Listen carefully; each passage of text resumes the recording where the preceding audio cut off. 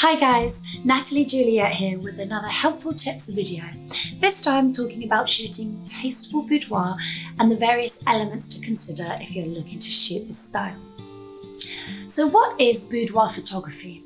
Is it giving something a French name so that it sounds more chic and debonair, like how a croque monsieur sounds a lot less sexy if you just call it cheese and ham toasting?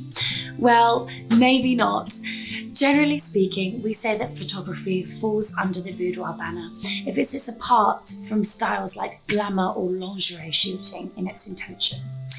Here, the focus is on empowerment rather than exposure, and typically is shot much less with the male gaze in mind. The male gaze, you might ask? That.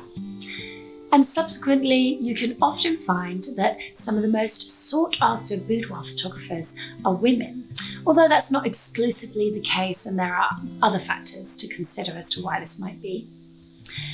Key areas to consider are that the lighting is generally softer, poses are more naturalistic and flattering rather than acrobatic, and one obvious distinction between boudoir and glamour photography is that the emphasis is on the face rather than the figure.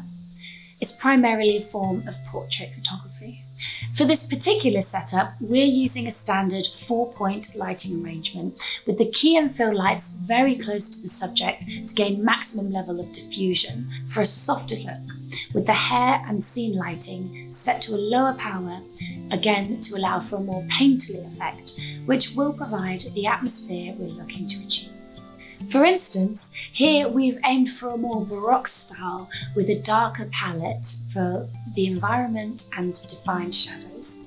This type of setup also works well for a more alternative Gothic style, which can be more contrasted and process looking. Or perhaps you prefer something more obviously studio-based and semi-formal.